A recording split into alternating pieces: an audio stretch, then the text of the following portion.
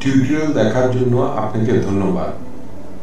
আপনার যদি কোনো প্রশ্ন থাকে তবে আমাদেরকে rhkstorecouk@gmail.com এ ইমেইল করুন বা মন্তব্য বিভাগে লিখুন। আমাদেরকে অনুপ্রাণিত করার জন্য সাবস্ক্রাইব করুন, থামস আপ দিন বা লাইক দিন। আপনার বন্ধুদের সাথে শেয়ার করুন এবং নতুন টিউটোরিয়াল পেতে বেল আইকন টিপতে ভুলবেন না।